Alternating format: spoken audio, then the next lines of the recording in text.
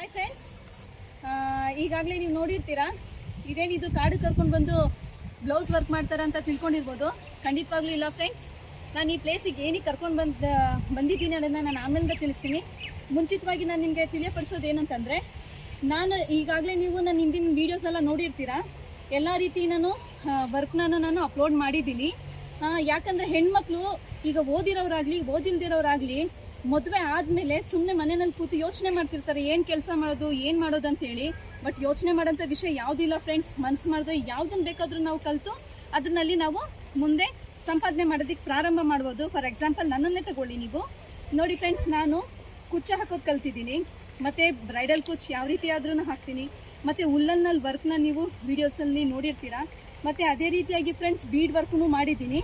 ಅದಾಗಿ ಪ್ರೊಫೆಷನಲ್ ಆಗಿ ಈಗ ನಾನು ತೊಗೊಂಡಿರೋದು ಹಾರಿ ವರ್ಕ್ನು ಸಹ ನನಗೆ ಯಾರೂ ಹೇಳ್ಕೊಡ್ಲಿಲ್ಲ ಫ್ರೆಂಡ್ಸ್. ನಾನೇ ನೋಡಿ ಸ್ವಂತವಾಗಿ ಕಲ್ತಿದ್ದು. ನಾನು ಬೇಕಾದರೆ ನಾನು ಮುಂದಿನ ದಿನಗಳಲ್ಲಿ ನಾನು ಕಲ್ತಿರ್ತಕ್ಕಂಥ ಪ್ರತಿಯೊಂದೂ ಈವನ್ ಕ್ಲಾಸ್ 1ಇಂದ ಎಂಡ್ವರೆಗೂ ನಾನು ನಿಮಗೆ ಬೇಕಾದರೆ ಆ ವಿಡಿಯೋನ ಅಪ್ಲೋಡ್ ಮಾಡ್ತೀನಿ, ಕ್ಲಾಸಸ್ ನಾನು ಮಾಡಿರೋದನ್ನ. ಆ ರೀತಿ ಮಾಡಿಕೊಂಡು ನೋಡಿ ಈಗ ನಾನೊಂದು ಪ್ರೊಫೆಷನಲ್ ಆಗಿ ಮಾಡಿದ್ದೀನಿ. ಇಲ್ಲಿಗೆ ಏನಕ್ಕೆ ನಿಮ್ಗೆ ಕರ್ಕೊಂಡು ಬಂದಿದ್ದೀನಿ ಅಂತಂದರೆ, ಇಲ್ಲೊಂದು ಕಾಯಿ ಇದೆ ಫ್ರೆಂಡ್ಸ್, ಸುಂಡೆಕಾಯಿ ಅಂತೇಳಿ. ಆ ಸುಂಡೆಕಾಯಿಂದ ಏನು ಬೆನಿಫಿಟ್ಸ್ ಇದೆ ಅಂತೇಳಿ ಫಸ್ಟ್ ಹೇಳ್ಬಿಟ್ಟು ನಾನು ಆಮೇಲಿಂದ ನಿಮಗೆ ಆ ಸುಂಡೆಕಾಯಿನ ತೋರಿಸ್ತೀನಿ. ಆ ಸುಂಡೆಕಾಯಿನ ನೀವು ತಿನ್ನೋದ್ರಿಂದ ಈ ಜಾಯಿಂಟ್ಗಳಿರುತ್ತಲ್ಲ ಫ್ರೆಂಡ್ಸ್, ಕಾಲ್ನಲ್ಲಾಗಲಿ ಕೈನಲ್ಲಾಗಲಿ, ಆ ಜಾಯಿಂಟ್ಗಳ ಪೇನ್ ಎಲ್ಲ ನಿಮಗೆ ರಿಲೀಫ್ ಆಗುತ್ತೆ ಫ್ರೆಂಡ್ಸ್.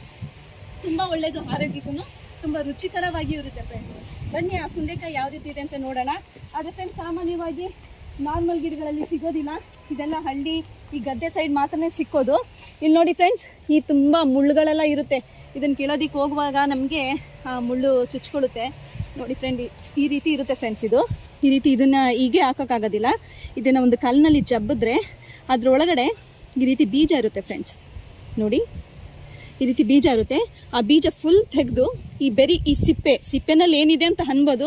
ಬಟ್ ನೀವು ಮುಂದಿನ ದಿನದಲ್ಲಿ ನಿಮ್ಗೆಲ್ಲಾದರೂ ಸಿಕ್ಕಿದಾಗ ಈ ರೀತಿ ಒಂದು ಸಿಪ್ಪೆ, ಇದು ಎಷ್ಟು ಕಾಯಿ ತಗೊಂಡಿರ್ತೀರ ಕಾಯಿನೆಲ್ಲ ಒಡೆದು ಈ ಥರ ಬೀಜನೆಲ್ಲ ನೀವು ಸಪ್ರೇಟ್ ಮಾಡಿ ಈ ಸಿಪ್ಪೆನ ನೀವು ಉಣಿಯಕ್ಕೆ ಹಾಕಿ ನೀವು ಮಳೆ ಹುಳಿ ಸಾಂಬಾರಿಗೆ, ಯಾವ ಸಾಂಬಾರು, ಬೇಳೆ ಸಾಂಬಾರಿಗೆ, ಯಾವ ಸಾಂಬಾರಿಗೆ ಹಾಕಿ ನೀವು ಮಾಡಿದ್ರೂ ಇದ್ರ ರುಚಿ ತುಂಬಾ ಇರುತ್ತೆ ಫ್ರೆಂಡ್ಸ್.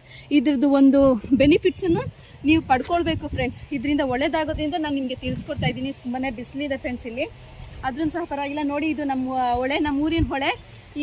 ನೋಡಿ ಫ್ರೆಂಡ್ಸ್, ನಾವು ನಿಮಗೆ ವಿಡಿಯೋದಲ್ಲಿ ತೋರಿಸಿದ್ವಲ್ಲ, ಅಲ್ಲಿ ಗದ್ದೆ ಹತ್ರ ಎಲ್ಲ ಹೋಗಿದ್ದು, ಅಲ್ಲಿಂದ ಸಿಕ್ಕಿರೋದು ಇಷ್ಟೇ. ನಮಗೆ ಸುಂಡೆಕಾಯಿ ಸಿಕ್ಕಿದೆ ಫ್ರೆಂಡ್ಸ್.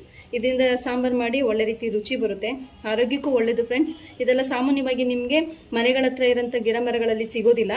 ಈ ಒಲೆ, ಗದ್ದೆ, ಒಂಥರ ಕಾಡು ಇರೋಂಥ ಸ್ಥಳದಲ್ಲಿ ನಿಮಗೆ ಈ ರೀತಿ ಒಂದು ಕಾಯಿ ಸಿಗುತ್ತೆ ಫ್ರೆಂಡ್ಸ್. ಬಟ್ ಇದು ಸಿಕ್ಕಿದಾಗ ಇದ್ರ ಬೆನಿಫಿಟ್ಸ್ನ ದಯವಿಟ್ಟು ಪಡ್ಕೊಳ್ಳಿ ಫ್ರೆಂಡ್ಸ್. Thank you friends.